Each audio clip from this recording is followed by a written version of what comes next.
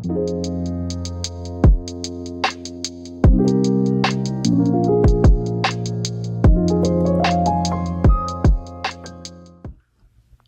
happens when a vinyl-centric, analog-loving guy decides to insert a streaming device into a system? That's something I resisted for the longest time. And honestly, the last time I tried anything like this was a few years back. It was during the time when I was just exploring jazz. There were a lot of tone poets and blue note classics coming out that I didn't know the music. So I needed a way to stream music over my system. But the primary reason was so I would know whether or not I liked the music enough to buy the record. So it was more of a tool. And the device I settled on at that time was this little device called the Auris bluME Pro. And it's a Bluetooth streamer, very simple, very inexpensive, but actually quite impressive for its price. I think it goes for about $170. It did exactly what I needed it to do, allowed me to hear music in very decent quality, streamed from my phone, and allowed me to decide whether I wanted to buy an expensive tone poet record or not. I was still very vinyl-centric.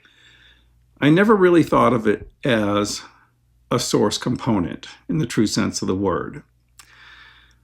Well, my resistance to streaming and my assumptions about it were turned on its head recently when I got offered the chance to review this product. It is the WiiM Ultra. And that's spelled W-I-I-M, in case you're just listening. The WiiM Ultra. This is their audiophile grade streaming, all-in-one streaming box.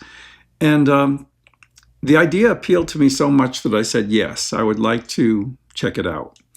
And from the moment I got the box, this whole interesting series of events happened.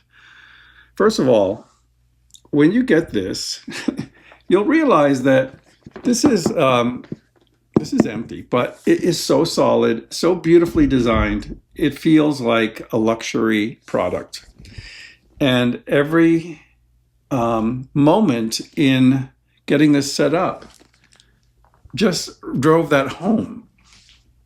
I photographed every moment of the setup because I was blown away with how easy it was. This was my biggest fear about streaming.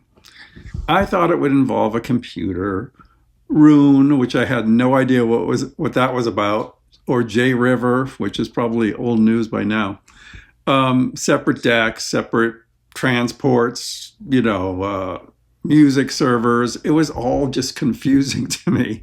And I was like, I love my records. I'll stick with my records. And I will stick with my records. But this experience has given me new insight into how to consume music. And I'm going to share that with you today. First of all, as you unpack the box, you realize that it's extremely intuitive. Everything is laid out very clearly. Everything is packaged beautifully. The main unit, of course, is protected very well. And as you lift it out, you see everything is included with what you would need to set this up and start listening right away. There is no extensive manual in the box, just a quick setup guide. But there are 3 different cables. So you get an HDMI cable, you get an optical audio cable, and you also get RCA interconnects. All well and good. You also get a nice compact remote control, and of course the power supply. The unit itself is solid, well built, nicely machined, and was a joy to look at. I enjoyed industrial design, and I felt like this fit right into my system. So first impressions were very good. The next step was just setting it up. And this is where I was thinking, oh, this is going to be difficult. My God, it was so simple. I couldn't believe it. Of course, I've hooked up line level components before. It was no different than connecting a a CD player or a tape deck or something like that. I have an integrated amp. I have line level inputs, RCA inputs. It was as simple as going red to white to red to white, output to input, and I was done. After that, just plugging in the power and the screen was on. I downloaded the app, which was very simple, of course. And really the hardest thing was, do I remember my Wi-Fi password? Fortunately, I did. And that was the key that unlocked the whole setup. So once you get the WiiM, what do they call it, home app on your phone, it is so intuitive. I thought, oh God, all these steps are going to be confusing. It wasn't like that at all. Each step was clearly defined. You look on your screen or you look on the glass touch screen of the unit, and the same thing is being shown. So it says exactly what to do. It has a timer or a line that shows you what's happening, so you're not lost. And it all happened like one step after another, very quick, and within, I'd say 20 minutes, but probably for most people it might be 10. About 20 minutes, I had it up and running. And I was like, great, what do I do next? Well, the next thing that occurred to me is I need a streaming service. So before the WiiM arrived in my door, I used maybe Amazon Music, Apple Music with the little Auris, and it worked okay. Worked fine. But I decided, since this is a little step forward, I'm going to use the service that I saw being used quite a bit at the Florida Audio Expo that I went to. Room after room, there wasn't a lot of analog. Everyone was streaming digital, and they were streaming it from Qobuz. And I've always wanted to try Qobuz and see what the fuss was all about. So I canceled my Apple subscription and instead paid for Qobuz, which was like $10 a month or something, and got that set up. It was very simple. The app recognized my subscription right away, and it was set. The only other thing I wanted to do was clean up the interface. So I got rid of iHeartRadio, Pandora, all these other ones that I wasn't interested in at the moment. But the unit uses a range of services. The only one I saw missing was Apple Music. I don't know exactly why. But no matter, you have a world of choices at your fingertips in this app. So with the interface cleaned up, I like simplicity, obviously, simplicity in setup, simplicity in execution. I like simplicity in the visual appeal of it too. And I find it very visually appealing. I found a perfect spot for it on my audio console. It was just right. And I started looking for music. Now, this is where it gets really interesting, because my first instinct was like, oh, let's pull up Steely Dan's Asia or something. But you know what? I said, let's not be so obvious. It's late at night. I'd like something soothing. I'd like to hear some classical piano. And I immediately thought of a record or a performance that I only have on record, and it's a 2-record set. It's Rubinstein's Chopin Nocturnes on RCA. And this is a living stereo record that I love. It's actually Dynagroove, but no matter. I never listened to the thing all the way through because of changing sides. But in this case, it was different. I put it on, beautiful sound, clear as a bell, very emotionally involving, just lovely. I listened to it completely through. And after it, I was like thinking to myself, wow, you've never done that before. You've never listened to the whole set of nocturnes before. This is kind of cool that this allowed me to do that, not only because of convenience, but the complete elimination of any distraction of changing sides or cleaning records or anything like that. It was like I was directly connected to Rubinstein's performance. The phrasing, the touch, the silence between the notes. All of it was there. And I was like, wow, this is pretty impressive. I love that. Now, it wasn't particularly demanding music, but it was reproduced with authenticity and authority. And I think it sounded better than the records, honestly. That was quite a revelation.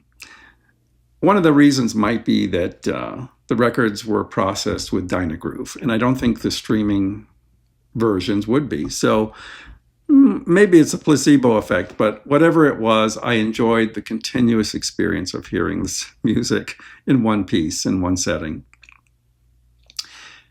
After that, I started thinking about other records that I used to love that maybe could benefit from different aspects of being streamed.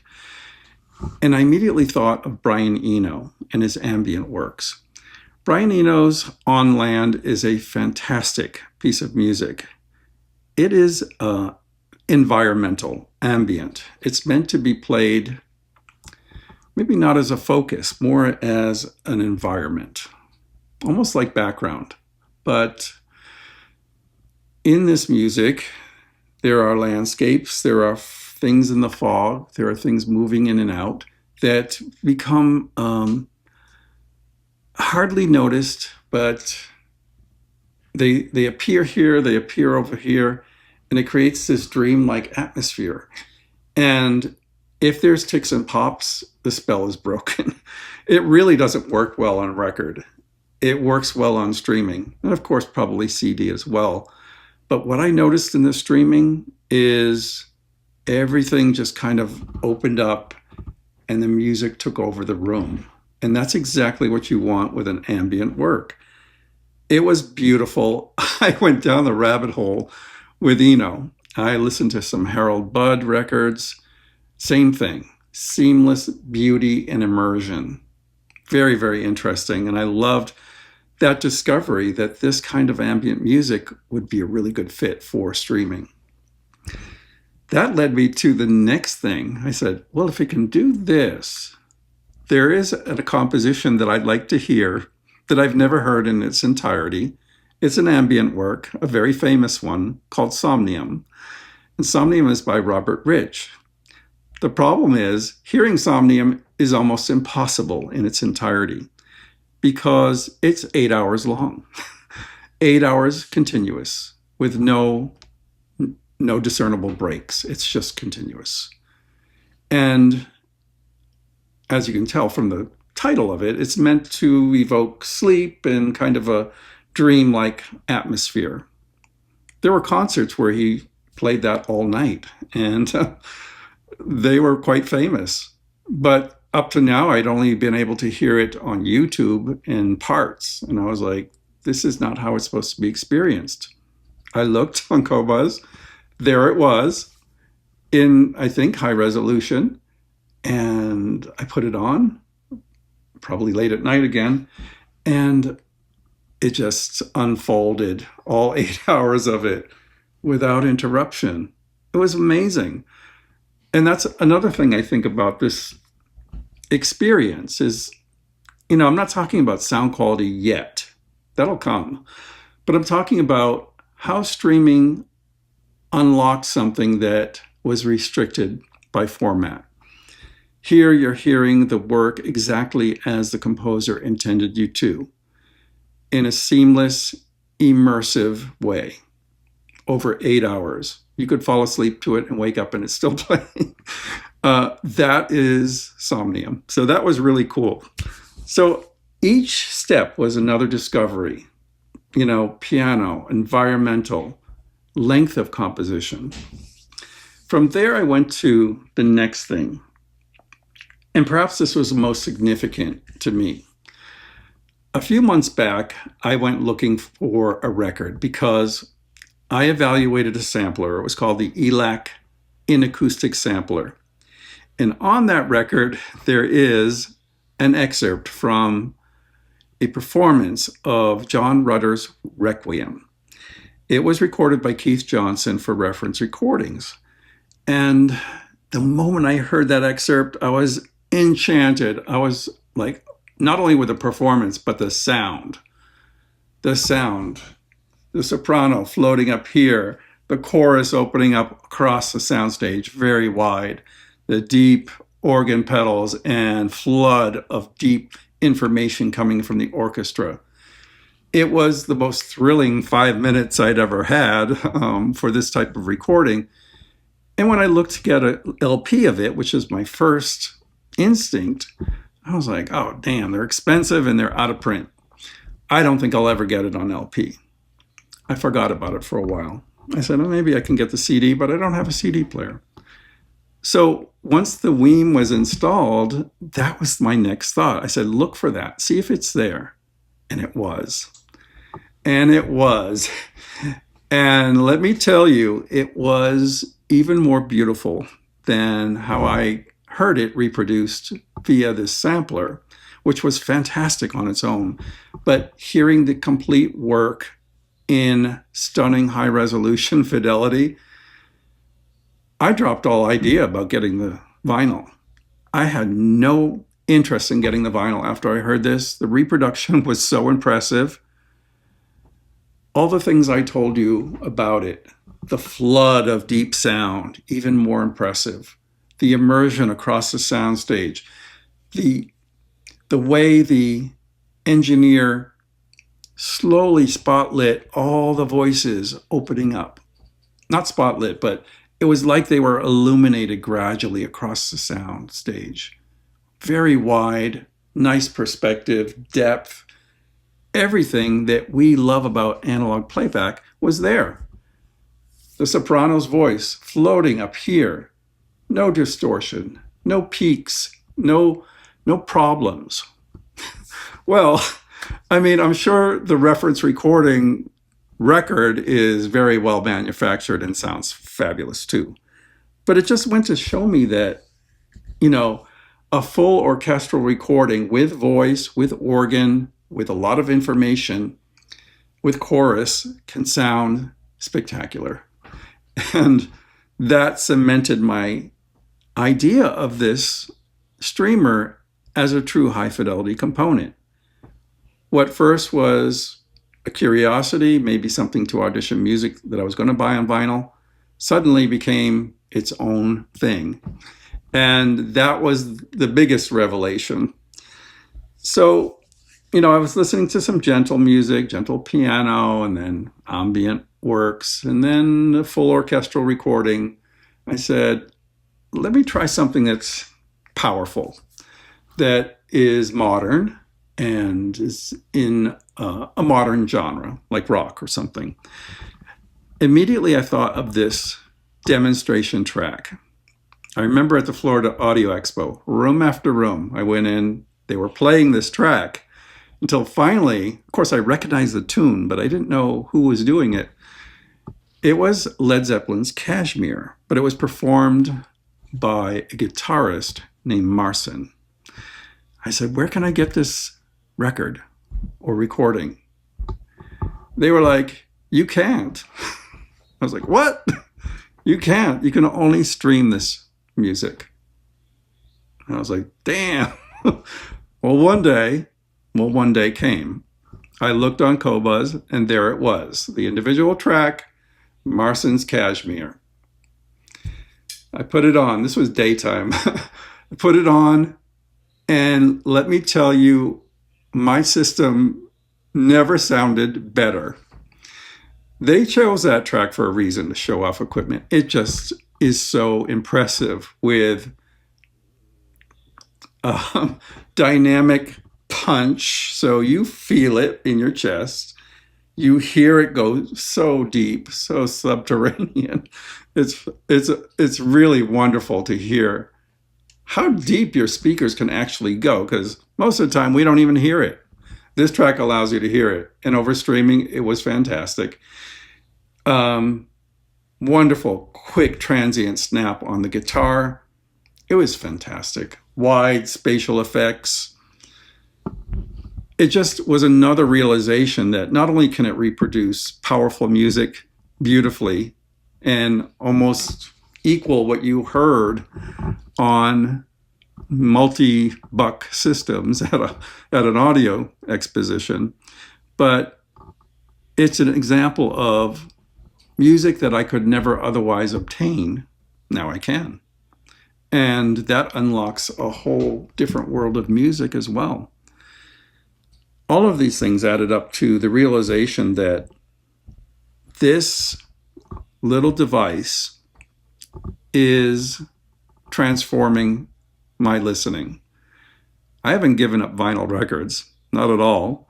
I still love the sound that can happen from vinyl records when everything is aligned. I love the visual presentation. I love the ritual.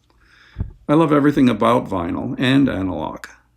Yet, for the first time, I'm feeling excitement about streaming as a source, as an instrument of discovery.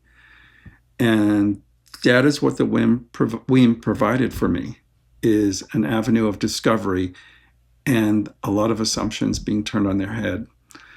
If you've ever been a little bit hesitant about getting into streaming because of complexity, because of the reasons that I stated earlier, I'm here to tell you, you don't have to worry in this case. This was the simplest setup I can remember. And it went so smoothly without one hiccup.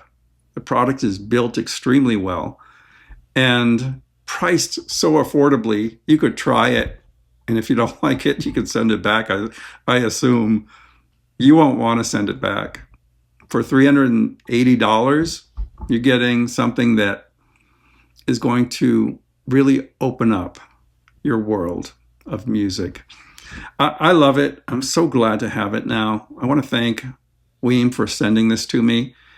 I wrote a full article pretty much about this as well. It's not a technical article. There's plenty of places to get all the technical information. I wanted to give it to you as a narrative of someone that was heavily versed in analog and just decided to give this a try. And that's my perspective on it. Let me know what you think about the WiiM streamer if you've heard it. I'd love to hear your thoughts on it. And until next time, I'm Scott for The Pressing Matters. Thank you so much for watching and have a great day.